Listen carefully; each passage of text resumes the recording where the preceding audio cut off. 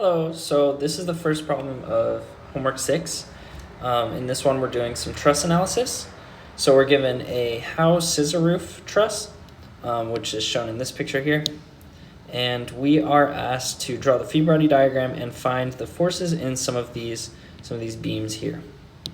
So we'll start off, part A asks us to draw the free body diagram if we pass a section through members DF, DG, and EG. So DF, DG, and EG are here, and it's asking us to pass a section through this, basically cutting the truss in half, and then draw the free body diagram for this ADE segment here. So we'll do that over here, and it's always good to start off with defining your coordinate system. So X, Y, and then we'll have counterclockwise as positive moment. So we'll start drawing the geometry of the bridge, and if we draw the first half of the bridge, goes up something like this to G and F there with these long beams, and then from there it goes back to point D somewhere around here, and then it's asking us to actually draw to pass a section through the truss like this, cutting it in half, and then analyzing this side of the truss system. And so if we do that, we can treat this part of it as a rigid body, saying, oh, it's in static equilibrium, so all the internal forces are going to cancel out and we can ignore them.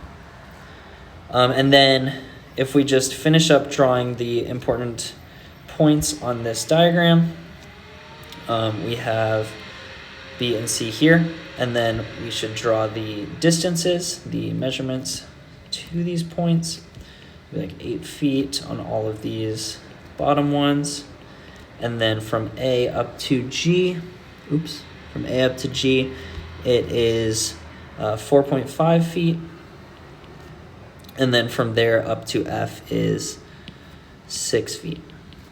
Okay, perfect. We can start adding the forces. And the easiest ones to add are probably these loads that are given in the picture. So we'll just copy that down into the bridge, like so. And then we see that A is a pin support, so it'll have a Y component and an X component reaction force. So we'll have AY here and AX. And I always find it easiest to put them in the positive coordinate direction so we don't have to worry about negatives as we're solving, as much so. And then these forces in the members as well. So we have FEG here, FDG here, and then FDF up here. All right. And then that is part A. So we've drawn the full free body diagram. We have all our measurements, we have the coordinates, and we have added our forces, so we are done with part A. So then part B asks us to find the forces in DF, DG, and EG, and those are the ones that we just drew at the end there, if we are given these load values. So the first thing I would do is I would find AX and AY, and we can do that really quickly just by drawing a free body diagram of the entire bridge real quick, and recognizing that this roof is loaded symmetrically. So we have the same forces on each side, like this P1 and P1 on the left and right, are the exact same distances and magnitudes away from the center. And then if we draw the rest of the roof, it's completely loaded symmetrically. So the vertical supports here, AY and LY, are going to be holding the same amount of force because there's not going to be any moment. They need to cancel out so that there's no moment on the roof. So AY is going to be equal to LY. And then AX is also over here. And if we write out our sum of force equations in the X direction, the only one in the X direction is AX. So we immediately know, oh, AX is equal to 0. So that's perfect. And then we have our sum of forces in the Y direction is all of these loads in the negative direction and 2 of these equal magnitude forces in the positive direction. So we have negative 5p2, negative 2p1, and then we can write ly as ay because they're equal. So we do 2ay, and then if we do the algebra there to isolate ay, we get ay is equal to p1 plus 5 over 2p2. Then if we bring that down here and plug in the values we have,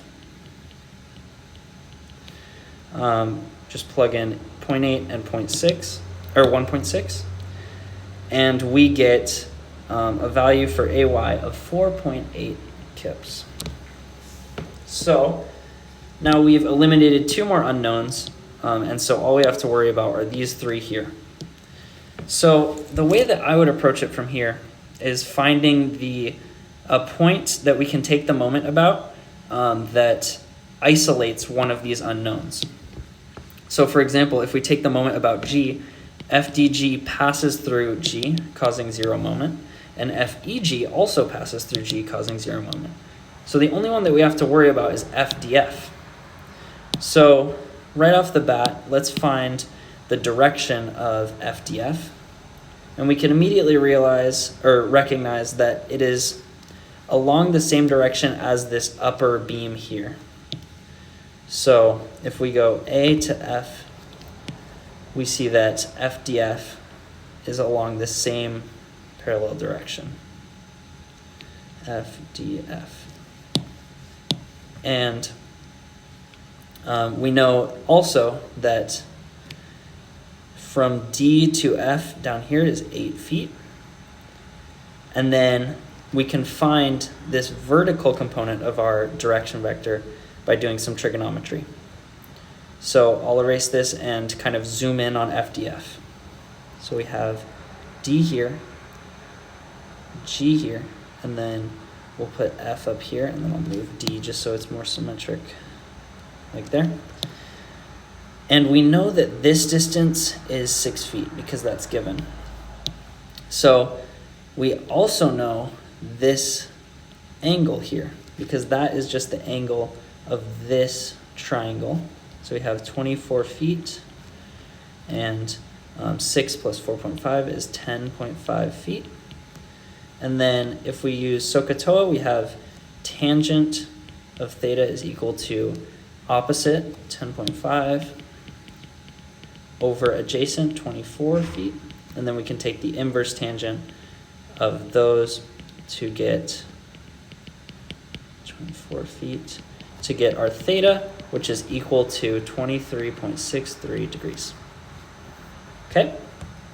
So now we know our theta is equal to 23.63 degrees. So we want to find this vertical component right here. And that would be just the 8 feet that we're given between D and G times this tangent of the angle. So tangent of theta will give us this side length here. We'll call it D. So if we work that out, we get that D is equal to 3.5 feet. And then we have the position vector, or the direction vector for the force FDF. So in the x direction, it travels 8 feet. In the y direction, it travels 3.5 feet. So if we want to find the unit direction vector, we just divide by the magnitude. So we get 8 feet, 3.5 feet, divided by square root of 8 squared plus 3.5 squared. And then if we actually want to simplify it further, we can go up back here and realize that if we take our FDF and move it along its line of action up to F, and we decompose it into its x and y components, the y component actually passes through G, so that'll cause 0 moment. So the only one that will cause moment about G is the x component, Fx. And so we can just take that out from here, and we get f df x is equal to the x component of this unit vector, 8 squared plus 3.5 squared times f df, the magnitude. So now we have that, and we also know the moment arm for this is this distance here, which is given as 6 feet. So we can now write out our sum of moment equation. So sum of moment around G, is equal to 0. And if we start at G here, we have moment from P2, the other P2, P1, AY, and then the x component of FDF x. So we can add all of those, and we get, in the counterclockwise direction, all of these P values. So we get plus 8 feet times P2, plus 16 feet times P2, plus 24 feet times P1, and then minus 24 feet AY, because it's acting upwards. And then our DFX component is going to go clockwise as well, so that'll be negative, and its moment arm is 6 feet. So we have negative 6 feet times this right here, this x component. So we have 8 feet over square root of 8 squared plus 3.5 squared times f df. All right. So that's our full equation here. And you can rearrange that to find FDF just using algebra. And if you do so, you will find that FDF is equal to 10.48 kips.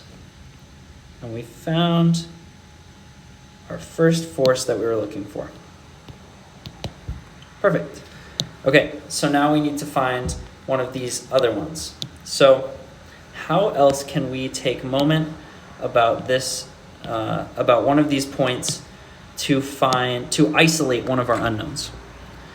So one way is that we can take moment about point A. And from point A, we have that the line of action of FDF passes through A, causing 0 moment, and the line of action of FEG passes through A, causing 0 moment as well. So all that we need to consider in that equation is the FDG vector. So I'll move over to the next page so that we have more room. So now we need to find the direction of FDG. So for this one, we'll draw out that same diagram that we had earlier, GFD. And our FDG is along this direction.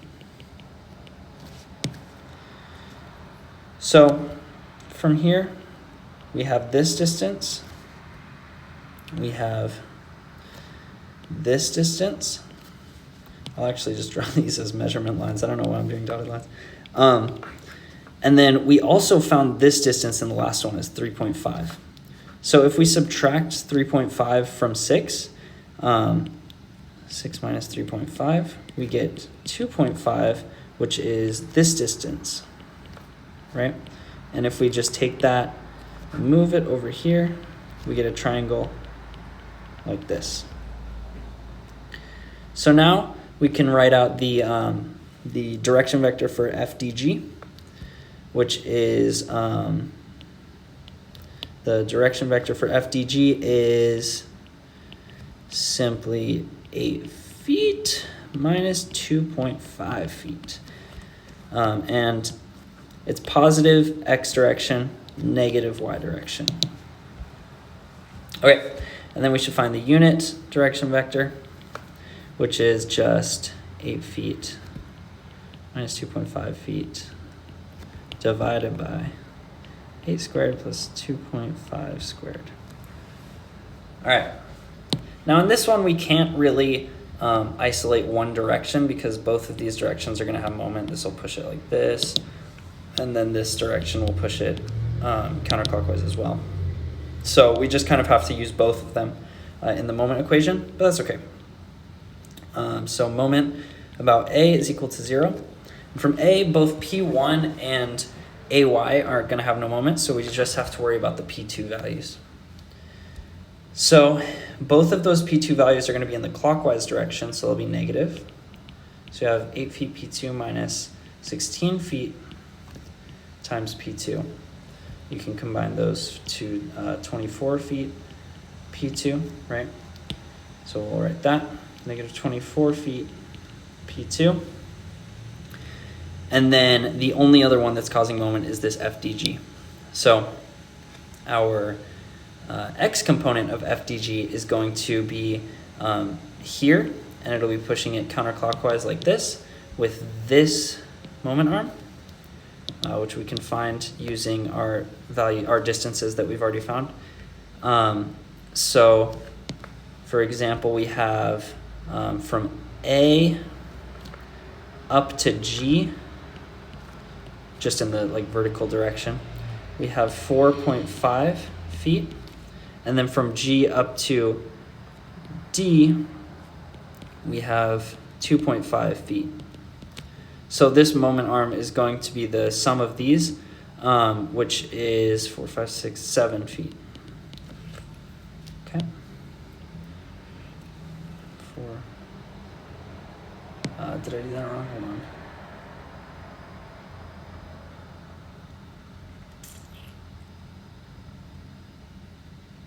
Oh, no, I did not. Okay, cool. So that'll also be negative because it's in the clockwise direction. So 7 feet, and then times the X component, so it'll be 8 feet over square root of 8 squared plus 2.5 squared. And by the way, this will also have just units of feet, because you'll square this feet, and then take the square root. So these feet will cancel out. Just letting you know, just so you don't get confused. I know I always get confused with units. Okay, and then that is times FDG. Okay, and then the moment arm for the Y component is just 8 plus 8, so it's 16 feet. And it's also clockwise, so 16 feet times the negative 2.5 feet over 8 squared plus 2.5 squared FDG. And again, you can use just algebra to rearrange this to find FDG. You can just factor out FDG from these two, and then move this over to this side and divide by the rest. And if you do so, you will get an FDG, which is equal to negative 3.35 kips.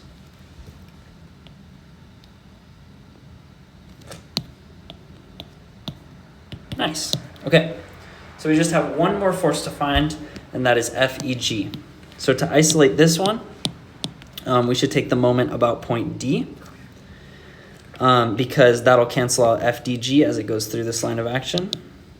And then FDF also goes through that line of action, so that'll cancel out. And we only have to worry about FEG. Not cancel out, sorry, just cause no moment. Okay, so sum of moment about D is equal to 0. And actually, before we do this, we should find the direction of FEG. And this one would be a bit simple. Actually, it would be very similar to finding this one. So we know that FEG is along this bottom rung here. And we have this triangle, which is 24 feet and 4.5 feet. So we can find this angle here. And then if we just use similar triangles up here,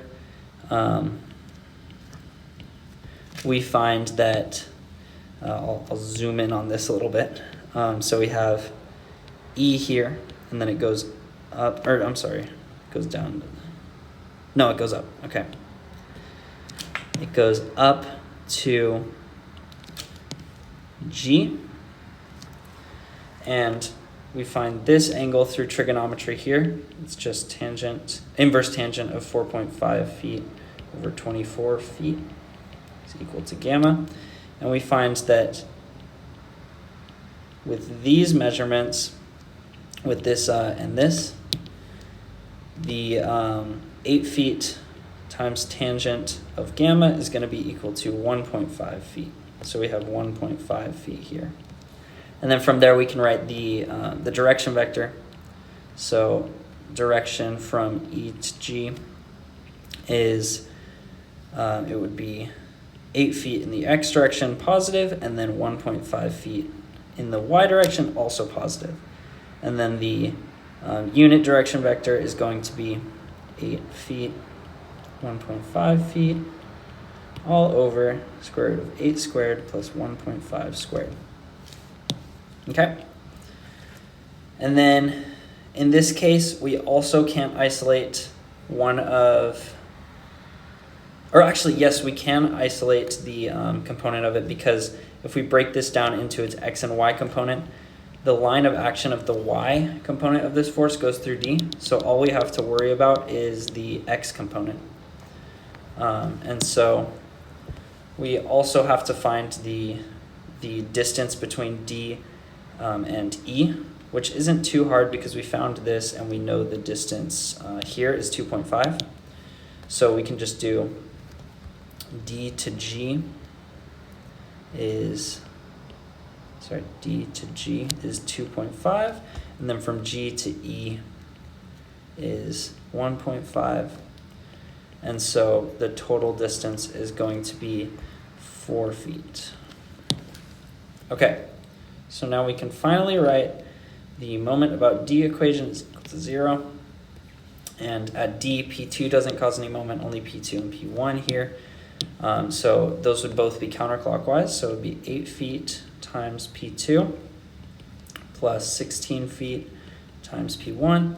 And then minus 16 feet times AY, right? And then the x component of FEG, which is just this part of it taken out, and then times that 4-foot moment arm, and it's going to be in the counterclockwise direction, so it'll be positive.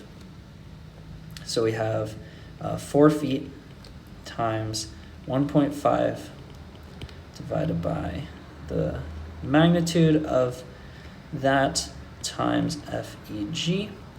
Again, you can rearrange using algebra, and you will get your final value, which is FEG is equal to 13.02 kips. And there you go. So you found all 3 values of these and have completed question 1. There you go.